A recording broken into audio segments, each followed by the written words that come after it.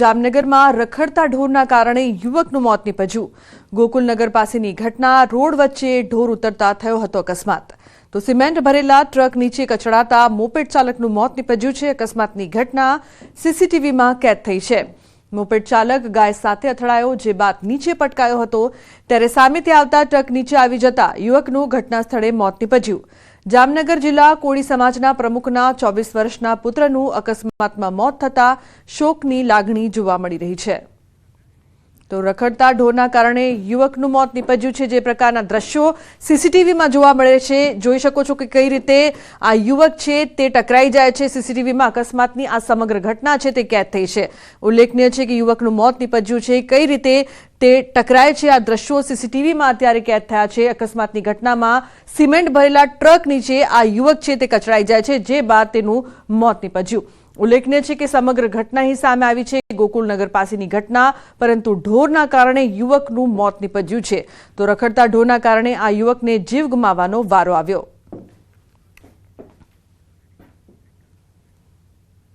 યાત્રાધામ દ્વારકામાં વધુ એક વખત આંખલાનો આતંક સામે આવ્યો છે। જગત મંદિર નજીક બે આંખલા વચ્ચે યુદ્ધ સર્જાયું। આંખલા યુદ્ધના કારણે નાસભાગ સર્જાઈ હતી। અનેકવાર આંખલાના યુદ્ધના કારણે સ્થાનિકોના જીવ જોખમમાં મુકાઈ રહ્યા છે। અવારનવાર આંખલાઓના આતંક છતાં તંત્રની નહીવત કામગીરી।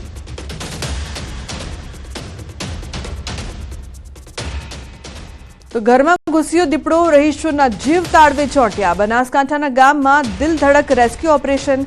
પાલનપુરના વાસણ ગામમાં ઘરમાં દીપડો ઘૂસ્યો, તો ખેતરના મકાનમાં દીપડો ઘૂસી જતા અફરાતફરી મચી ગઈ હતી। ઘરમાં દીપડાની લટાર વિડીયોમાં કેદ થઈ છે। રહીશોએ મકાનમાં ઘૂસેલા દીપડાને કેમેરામાં કેદ કર્યો। દીપડો ઘરમાં ઘૂસતા વન વિભાગને જાણ કરવામાં આવી હતી, તો વન વિભાગની ટીમે ઘરમાં ઘૂસેલા દીપડાનું રેસ્ક્યુ ઓપરેશન કર્યું।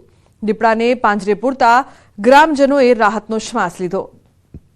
દ્રશ્યોમાં જોઈ શકો છો કઈ રીતે ઘરમાં દીપડો છે તે ફરી રહ્યો છે, લોકોના જીવ તાળવે ચોંટ્યા હતા। અને બીજી તરફ કવાયત જે જોવા મળી રહી છે દીપડાને પાંજરે પૂરવા માટે, પરંતુ આ વિસ્તારમાં દીપડાનો દહેશત જોવા મળી રહી છે। વન વિભાગે દીપડાને મહા મહેનતે પાંજરે પૂર્યું।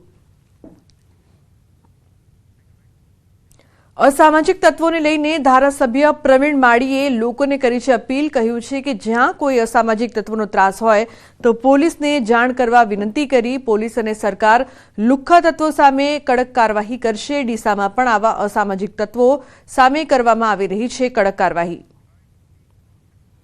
અમને અસામાજિક તત્વો દ્વારા ક્યાંય પણ હેરાનગતિ થઈ હોય, એક્સ્ટ્રોશન થયું હોય, ખંડણી થઈ હોય, અપહરણની ધમકી હોય, વ્યાજખોરોનો ત્રાસ હોય, એવી કોઈ ફરિયાદ તમને મળી હોય તો આપના નજીકના પોલીસ સ્ટેશને વગર ગભરાએ આપ પોતાના પીઆઈનો સંપર્ક કરો।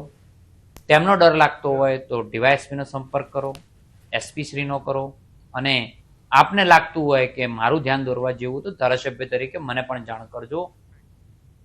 ધારાસભ્ય અરવિંદ રાણાએ મુખ્યમંત્રીને પત્ર લખ્યો। પત્રમાં માંગ કરી છે કે તોડ કરનારાઓના એક્રેડિટેશન કાર્ડ જપ્ત કરીને બ્લેકલિસ્ટ કરી દો, તેમજ તોડ કરતા YouTube channel, Instagram account block કરવાની પણ માંગણી કરાઈ।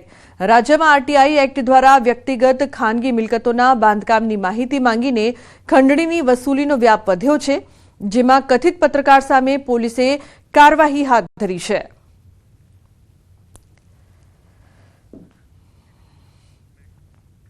તો સુરેન્દ્રનગરમાં પણ પાણીની પારાયણ ઉઠી છે। જી હા, વઢવાણ મૂળચંદ રોડ પર આવેલી સોસાયટીઓમાં પાણીની તંગી ઊભી થઈ રહી છે।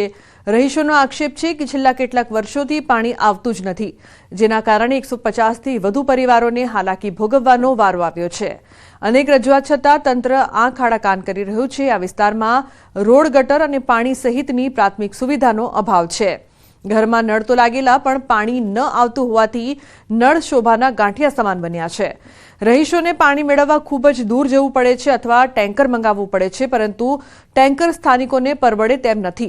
ત્યારે સ્થાનિકોએ તંત્રને વહેલી તકે આ સમસ્યાનો ઉકેલ લાવવા માંગ કરી છે। વર્ષથી ના રહી છે તો પાણીની તકલીફ છે બહુ।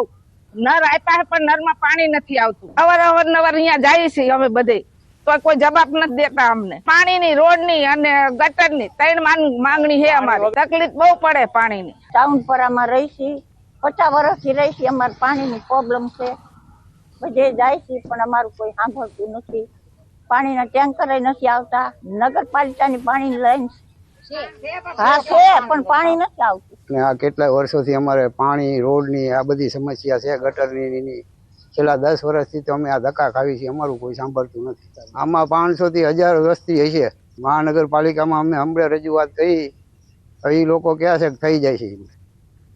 અત્યારે ખેડૂતો પ્રાકૃતિક ખેતી તરફ વળી રહ્યા છે. પ્રાકૃતિક ખેતીથી જણસના પૂરા ભાવ મળી રહે તે માટે સરકાર દ્વારા પણ અથાગ પ્રયત્નો કરવામાં આવી રહ્યા છે. ત્યારે વધુને વધુ ખેડૂતો પ્રાકૃતિક ખેતી તરફ વળે તે માટે જૂનાગઢ કૃષિ યુનિવર્સિટી ખાતે ત્રિદિવસીય ટ્રેડ ફેર કૃષિ મેળાનું આયોજન કરવામાં આવ્યું, જેમાં મોટી સંખ્યામાં પ્રાકૃતિક ખેતી કરતા ખેડૂતોએ પોતાની ખેતીની જણસ લાવી તેનું નિદર્શન કર્યું હતું અને હાજર રહેલ ખેડૂતોએ પ્રાકૃતિક અંગે માર્ગદર્શન મેળવી ખરીદી કરી હતી. પ્રાકૃતિક ખેતીને પૂરતું માર્કેટિંગ મળે તેવા હેતુથી આવા કૃષિ મેળા કરાઈ રહ્યા છે. તો મહત્વનું છે કે ખેડૂતો પોતાની જણસી લાવ્યા હતા. પ્રાકૃતિક ખેતી તરફ તેમને માર્ગદર્શન આપવામાં આવ્યું. હાજર રહેલ ખેડૂતોને માર્ગદર્શન આપવામાં આવ્યું. મોટી સંખ્યામાં ખેડૂતો ખાસ આવ્યા હતા. પ્રાકૃતિક ખેતીને માર્કેટિંગ મળે તે હેતુથી ખાસ આ કાર્યક્રમ કરવામાં આવી રહ્યો છે કે જેથી ખેડૂતોને પ્રાકૃતિક ખેતી તરફ વાળવા માટે એક ઉમદા પ્રયાસ કરવામાં આવ્યો છે. ત્રિદિવસીય ટ્રેડ ફેર કૃષિ મેળાનું ખાસ આયોજન કરવામાં આવ્યું હતું, જેમાં મોટી સંખ્યામાં ખેડૂતોએ પણ ભાગ લીધો હતો.